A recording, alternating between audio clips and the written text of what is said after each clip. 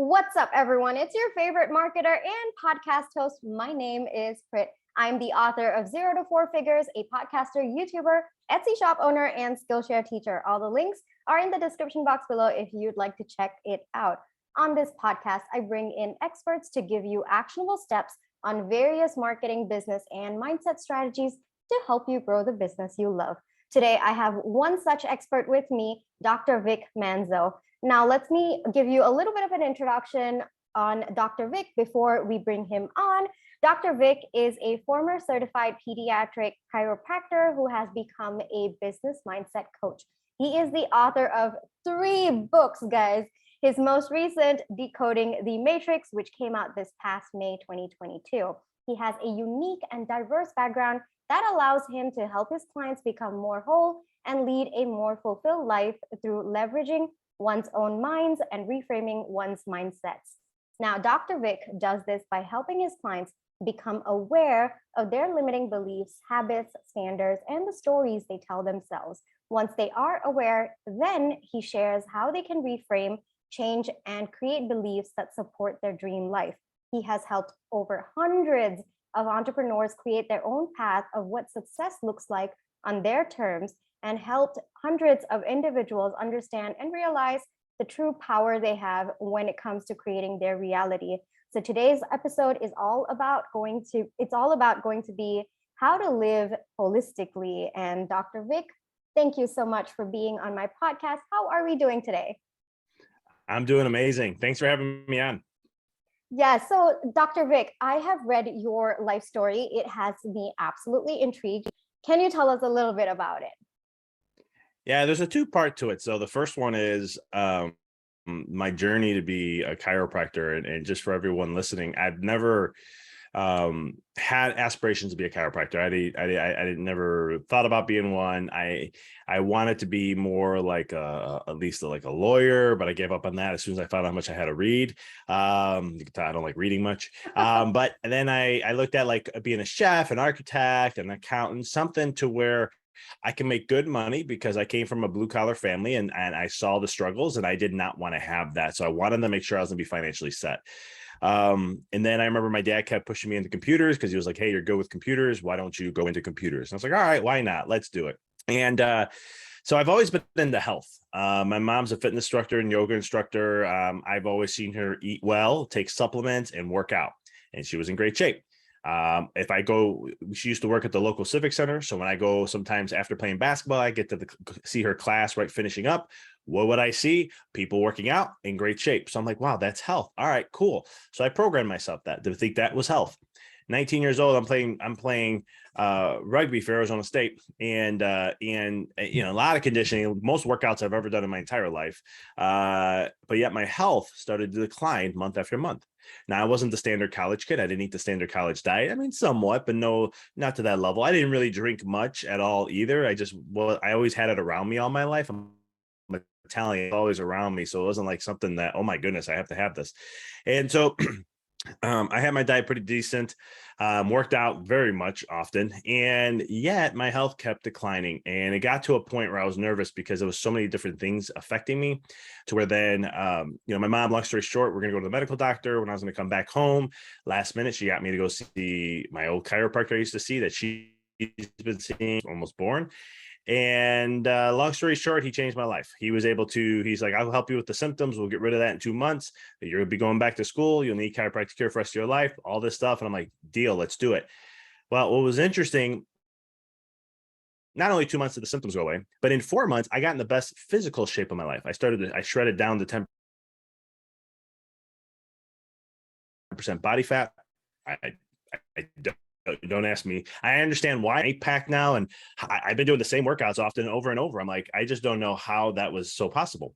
And then that's where I started to look at my life and was like, man, I want to help others, because what that did for me, there are so many other people here who have like chronic illnesses and diseases and all those things. Sorry, my dog's scratching the floor. I'm trying to get him to stop. But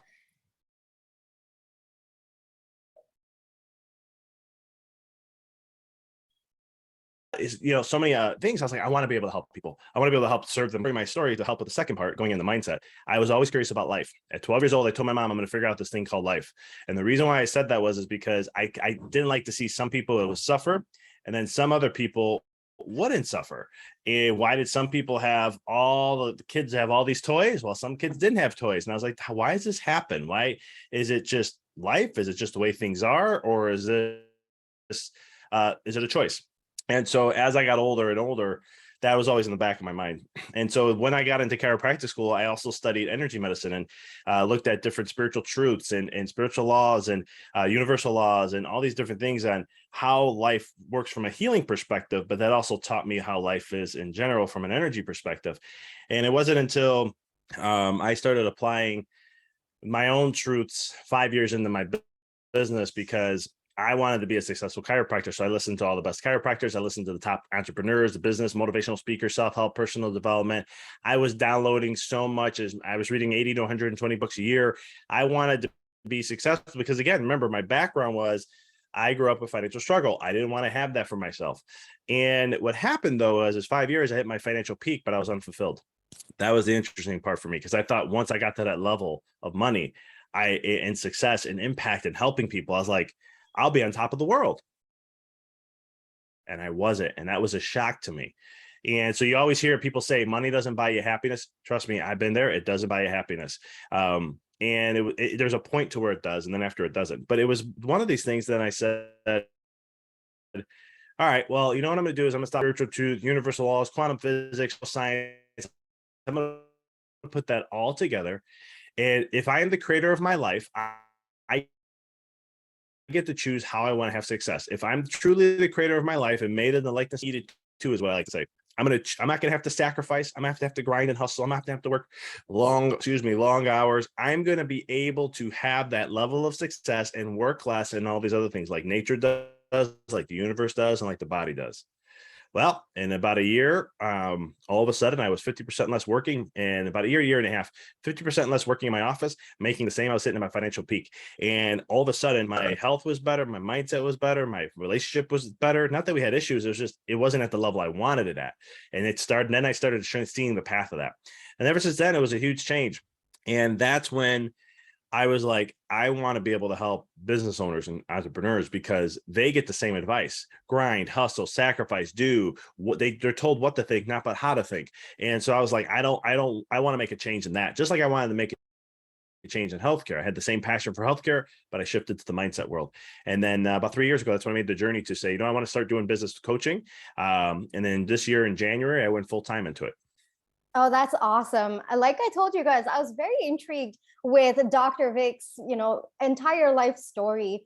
You said that you started out, you were from a blue collar family. Now, do you think that kind of brought you along with limiting beliefs as you started on your own? How did you overcome them, if there were limiting beliefs at that time, given your initial struggles when you were growing up? Oh, there's tons of limiting beliefs. In my first book, Rediscover Your Greatness, I talk about 10 negative limiting beliefs with money, and I had 9 of them. Because you hear things like money only goes to money. Money makes people with money are unhappy. I've heard that a lot. Money doesn't grow on trees. I'm trying to think some other ones off the top of my head, but I had a lot of them. And so it was interesting because I actually went bankrupt in about a year and a half, 2 years into my career. Student loans were killing me. At the time, this is now 2010, 2011. Banks were not friendly like they are now when it comes to student loans. There wasn't programs built in. It was just like, you got to make your payment. And with, I basically had a mortgage.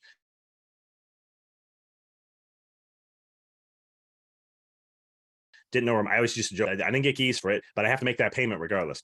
And so the business it was for starting up, it wasn't bad, but it was just because of that, plus some other expenses that I did things I probably wouldn't recommend to people, but I was like, I'm going to start my business. I'm going to put everything on credit cards. I'm going to make it happen.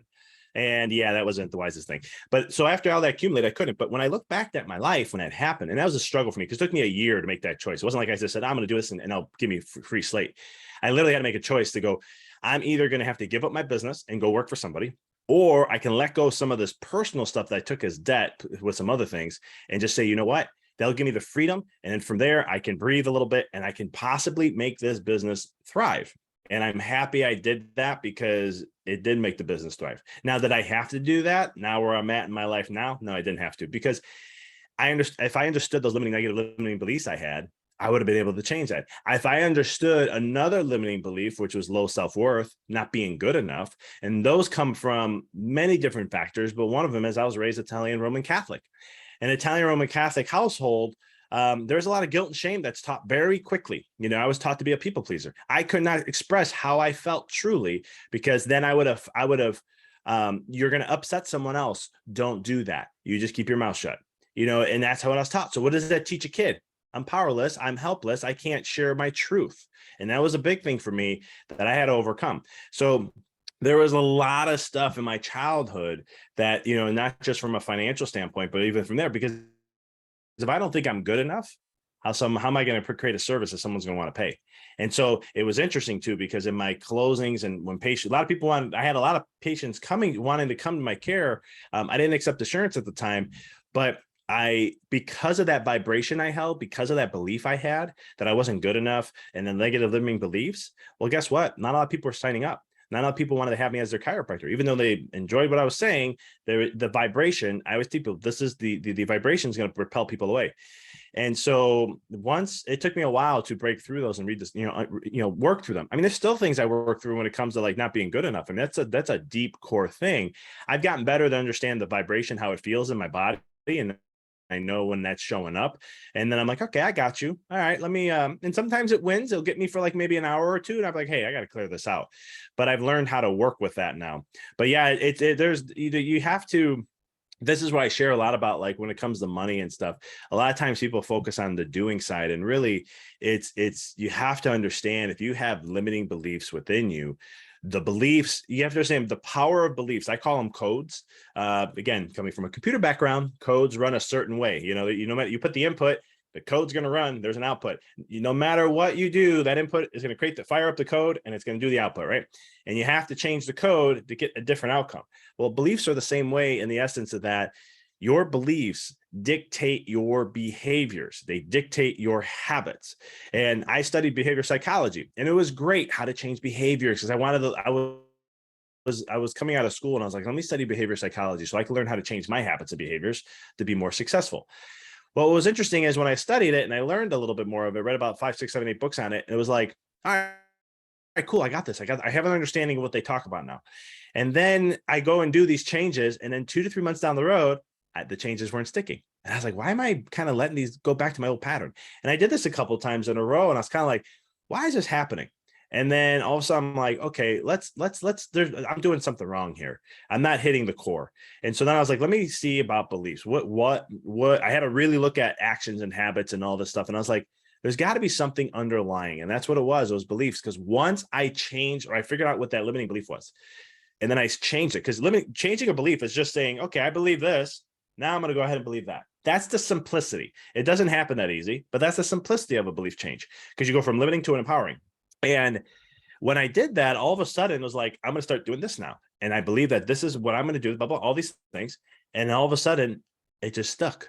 And all of a sudden I was like, wow, that was interesting. Let me try. Let me see what other ones I'm limiting at, why that's there. What habits I'm not doing that I feel like I would love to be doing to help me do, like meditating every single day, or making sure I consistently, well, workouts I never had to worry about, or eating right's never been an issue for me.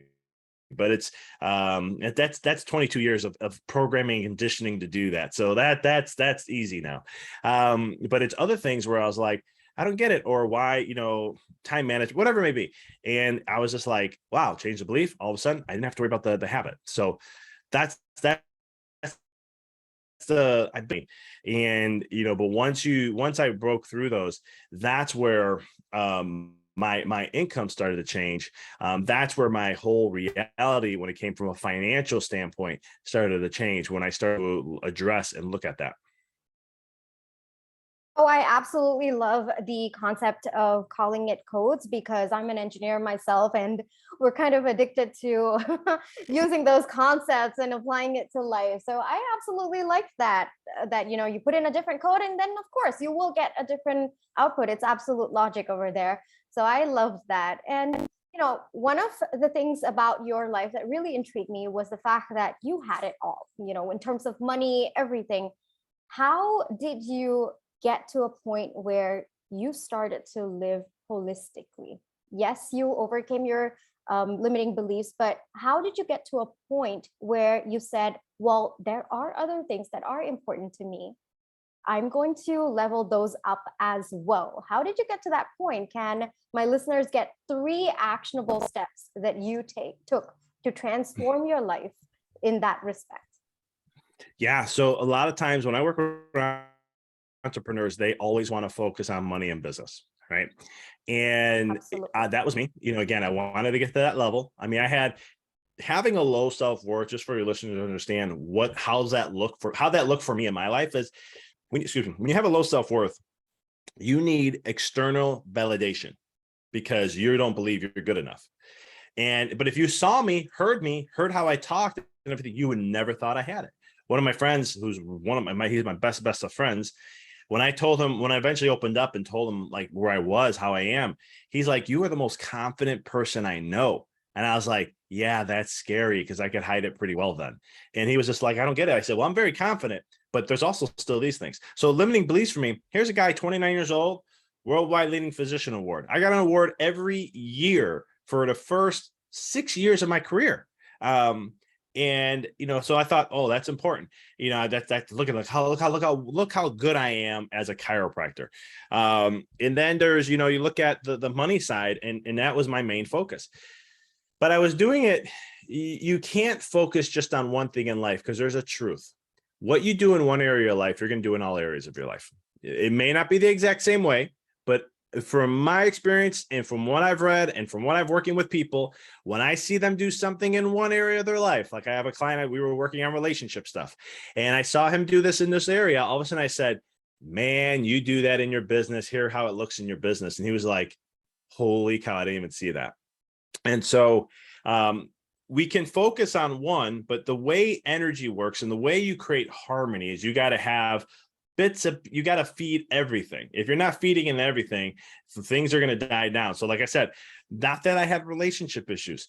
My relationship was good. If you saw on paper and how we were with each other and everything, you would have said, wow, this couple is really a great couple to be with. But I had a standard that I wanted to go deeper and have a more enriched relationship. So for me, my work and my business and the money was the focus, and I was losing out on other things. These are called the law of focus. Whatever you focus on is going to grow. Whatever you focus on is going to manifest into your life. So how you can do it, 3 steps. I'm going to probably get into one that may cover them all, but I'll try to get 3 in there. So the first thing you want to do is understand that what makes up you making money and makes you have a successful business is the other 4 elements of your life. So I teach something called the 5 M's. There's many different people who teach it in different ways. I like the 5 M's. My last name is Manzo. That's why I call it the 5 M's. My online course that I do with my clients who go one-on-one is called the Manzo Method. So the 5 M's is, you're going to notice money's the last one. First one is mindset, right? That's no brainer. I'm a mindset coach. Obviously, there's going to be mindset involved, right? How do we strengthen and sharpen the mind? The second is going to be marriage. Now, I call it marriage, but these are just relationships. It doesn't have to be a marriage, actually. It could just be relationships you have with friends, family, partner, and so forth. The third is movement. How do you move the body?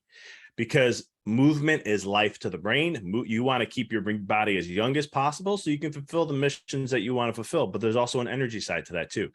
And then the fourth is going to be your mission. These are your passions that you do. These are the passions, things that you're being a steward to life. You're choosing to do something that's greater than you, but it's also fulfilling you. This is your like soul alignment, soul purpose, whatever you want to call it. But you're sharing your gifts to the world.